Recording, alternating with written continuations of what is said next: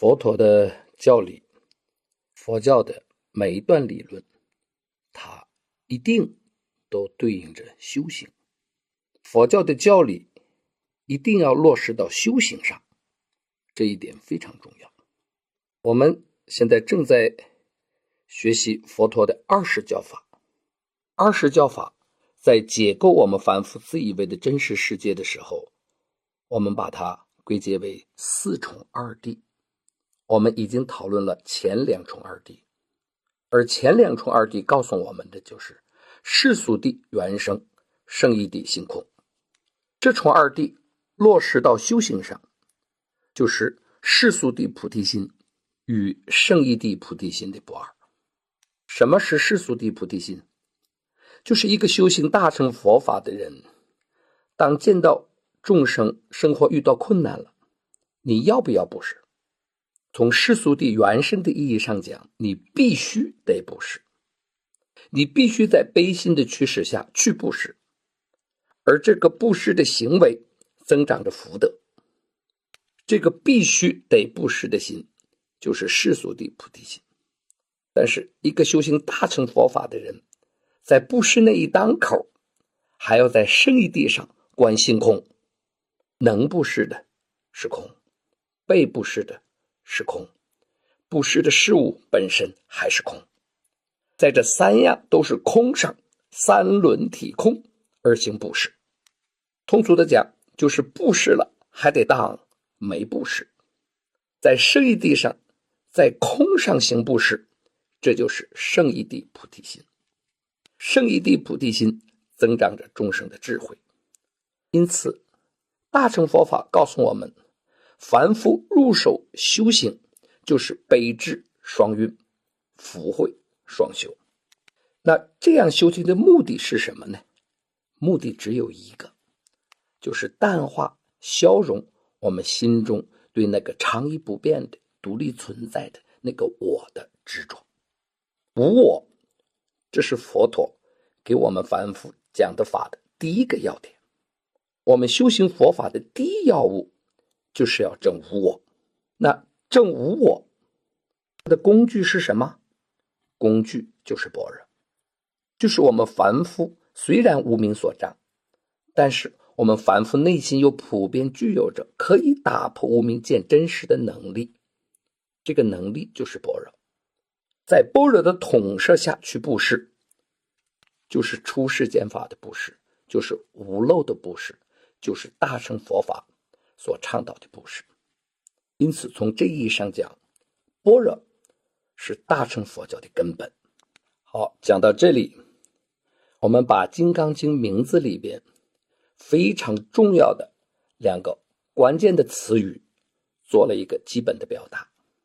这2个词语就是般若和波罗蜜。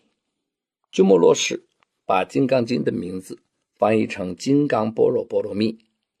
那讲过般若和波罗蜜之后，我们还要讲另外2个词，一个是金刚，一个是经。先说金刚。金刚这个词梵文是 Vajra， 比喻坚硬无比。从鸠摩罗什翻译的这个《金刚经》的名字来看，我们可以把金刚认为是修饰般若的，就是般若坚硬无比，能够断除众生的无明和烦恼，能够引领众生走向解脱。所以这部经的名字以金刚比喻般若。这个名字的最后一个字是经。那一部佛教典籍能够被称为是佛经，意味着什么？佛教这个宗教的文献的数量是巨大的，典籍是浩瀚的。因此一个学习佛法修行佛法的人，面对着浩瀚的佛教的典籍，你会感到很困惑，从何下手？因此在佛教的历史上，对浩瀚的佛教典籍的分类，这就是一项非常重要的工作。要把佛典分类，哪些重要，哪些次重要，先读什么，后读什么。在佛教的历史上，对佛教典籍的分类的方法有很多种，其中最简洁的分类方法就是把所有的佛教典籍分成3类，分别起名叫经、律、论。经就是《金刚经》的经，律就是法律的律，戒律的律，论就是理论的论。把所有的佛教典籍分成经、律、论3部分。怎么划分的呢？首先，经跟律具有一个共同的特点，就是一部佛教典籍能够被称为是佛经或者佛律的，佛教徒认为它一定是佛教的创始人释迦牟尼先生亲口所讲的，我们叫佛说。经跟律是佛说，金刚经是一部经，因此这就意味着金刚经是佛说。经就是佛陀所讲的道理，律就是佛陀为后世的弟子们所建立的行为规范，戒律。经跟律既然是佛说，佛是正道者，佛是现证了真实的人，所以佛陀从他老人家最清净的法界当中流淌出来的经跟律，应该是我们学习佛陀教法的要依止的根本。现在我们中国佛教有个误区，就是我们总是说某某人说什么，张三怎么说，李四怎么说，可是我们总是不用心去体会佛陀怎么说，我们在很多的时候忘却了佛陀。其实我们最根本要依止的是佛说，而在经律论这3部分典籍当中，经跟律是佛说，因此读经读律这是非常重要的。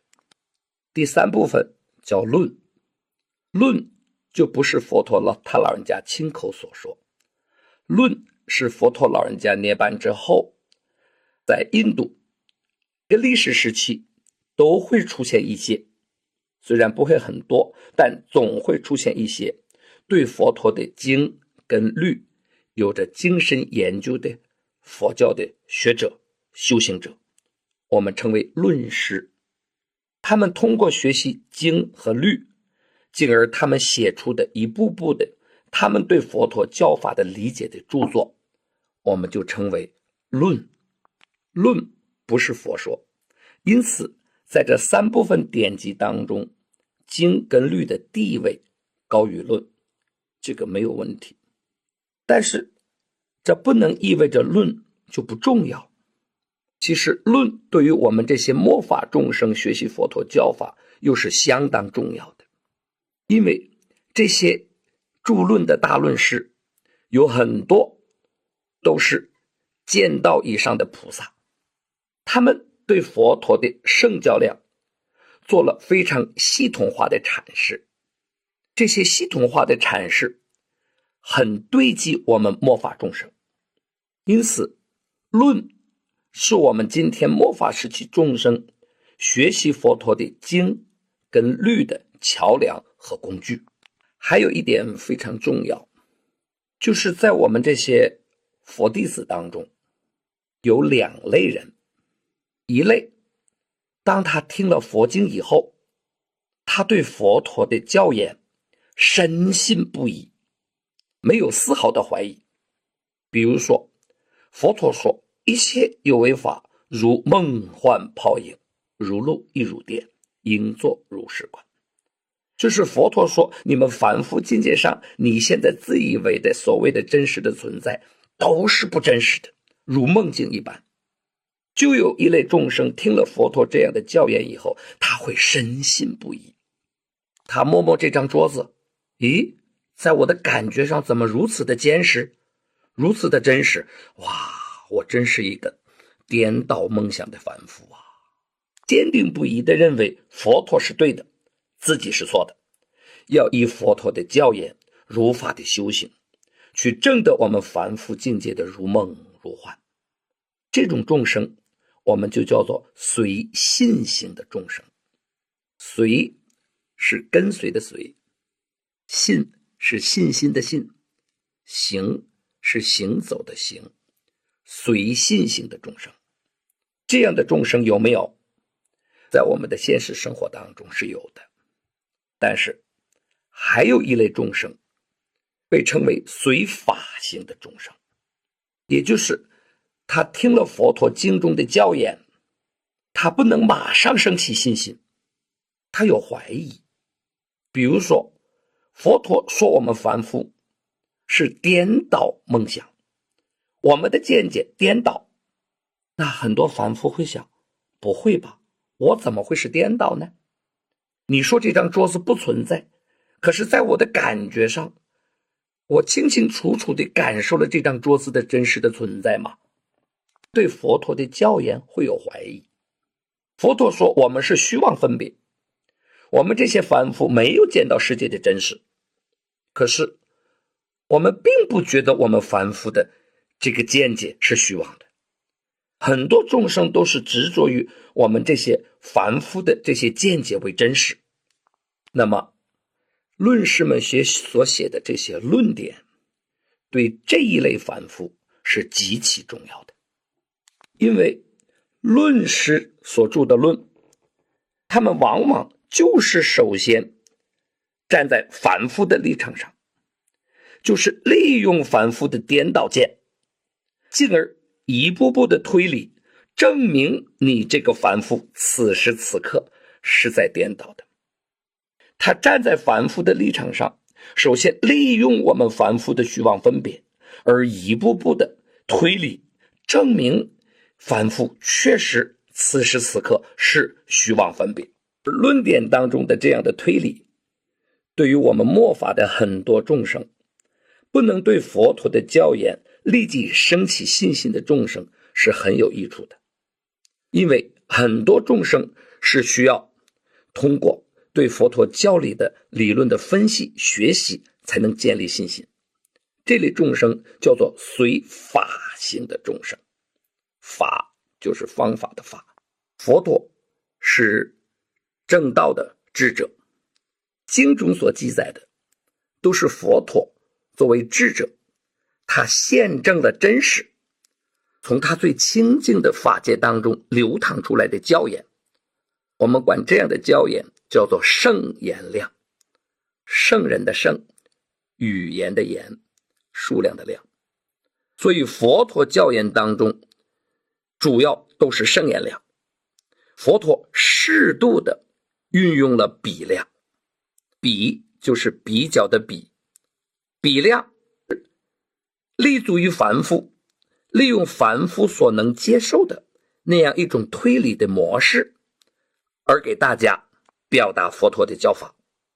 经中佛陀主要是圣言量，适度的运用比量，而菩萨们论师们所写的论点是充分的运用比量，运用我们凡夫可接受的种种的推理的模式，进而一步步的证明我们凡夫是虚妄分别，我们凡夫是颠倒梦想。所以在末法时期，论的重要性越来越凸显出来了。这就是我对经、律、论做了一个最通俗最简单的解释。经、律、论这三部分典籍合到一起被称为三藏。藏就是西藏的藏。我们经常听说某位法师是三藏法师，能够被称为是三藏法师的人，一定是对佛教典籍的经、律、论这三部分典籍都有着精深的学习跟研究的法师。因此能做到三藏法师是相当不容易的。鸠摩罗什当之无愧是三藏法师，玄奘、易经是三藏法师。好，讲到这里，我们就可以理解我们这一次课程所学习的《金刚般若波罗蜜经》是一部经。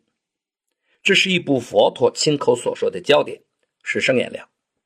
我们看《金刚经》，就是佛陀与他的一个重要的弟子须菩提两个人之间的对话。那么对于什么是经，我还有2点补充。第一，刚才我说经都是佛说，那有人会问，道德经是佛说吗？易经是佛说吗？圣经是佛说吗？黄帝内经是佛说吗？真的有人找来跟我抬杠。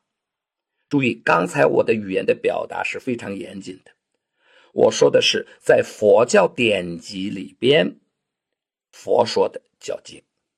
我们今天所讨论的范围是佛教典籍，道德经、易经、圣经、黄帝内经压根儿不属于佛教典籍，因此不在我们讨论之列。这是做的第一点补充。第二点补充，在佛教典籍里，我们说称为经的都是佛说，但是在我们汉传佛教里边有唯一的一个例外。这个例外就是记述着7世纪我们中国一个著名的僧人，一位禅师慧能，他老人家一生行迹的那本书，就是六祖大师法宝坛经，老百姓简称坛经。坛就是天坛的坛。这部书属于佛教典籍，而且又称为是经，但是它是个例外。这部书不是直接记载着佛陀老人家的亲口教诲，而记载的是我们中国的慧能大师老人家一生对佛陀教法的理解，是唯一的例外。好，我们经过这10几集的课程的学习，金刚经的名字我们到今天学习完了。从下一讲我们将开始逐字逐句的学习金刚经的经文。